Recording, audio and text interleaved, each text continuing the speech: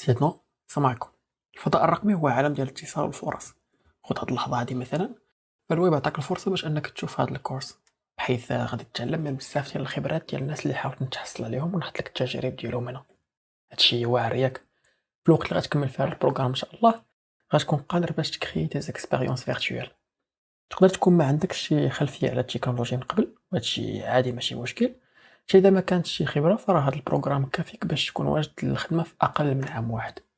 فكيفاش ممكن المسار بحال هذا انه يخليك تكون واجد باش تخدم سواء فريلانسر او اذا لقيتي شي خدمه في شي شركه؟ غادي يساعدك هذا البروغرام ديال الفرونت اند باش تبني المهارات اللازمه باش تقدر تكون فرونت اند ديفلوبر.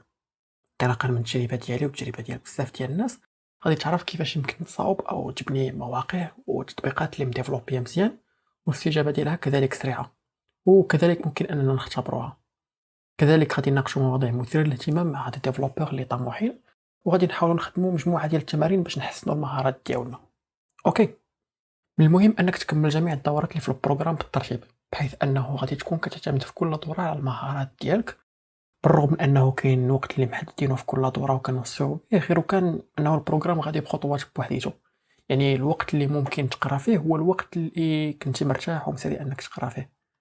في الوقت اللي غادي تكون في الطريق ديالك في الدورات الربعه الاولى في البروغرام، غتكون قادر انك تتعلم تقاد باج ويب ريسبونسيف او صفحات ويب تفاعليه بالاستخدام ديال HTML CSS والجافا سكريبت. غادي تتعلم كذلك كيفاش تستعمل البوتستراب فريم ورك. قبل ما ندخلوا ونخرقوا في العالم ديال الرياكت، وهي لايبراري ديال الجافا سكريبت اللي كيخدموا بها بزاف وقادتها ميتا، الشركه اللي قادت فيسبوك. المواقع اللي قادوهم بالاستخدام ديال الرياكت كتكون سريعه وقادره باش انها تزيد تطور وامنه من الناحيه ديال الحمايه، وكتكون التجربه بالخدمه ديالها مزيانه ومرتاحه. داكشي علاش كنلقاو انه الشركات الكبار كيخدموا بهاد لي تكنولوجي. اوكي، بالنسبه للفاينل بروجيكت او المشروع النهائي ديالك، غادي تكون قادر انك دير موقع احترافي للبورتفوليو ديالك، وغادي يساعدك كذلك في الوقت اللي غادي تكون كتدفع به الشركات او ناس باش انك تخدم معاهم.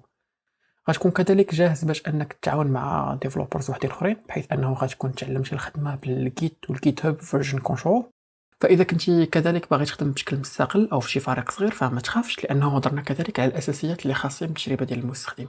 غادي تتعلم كيفاش تقلب على الاحتياجات ديال المستخدم، وغادي تتعلم تصاوب الواير فريمز بالاستخدام ديال ادوات بحال فيجما، وكذلك الانتراكتيفيتي ديال المستخدم. وفي الدورة النهائية غادي نساعدوا المهارات اللي خاصهم يكونوا عندك باش دوز دي زونتروتيان وكيفاش تقاد CV، وتعرف التحديات اللي كيديروا في وسط لي زونتروتيان اللي غادي دوز. اوكي، يلا بينا نبداو.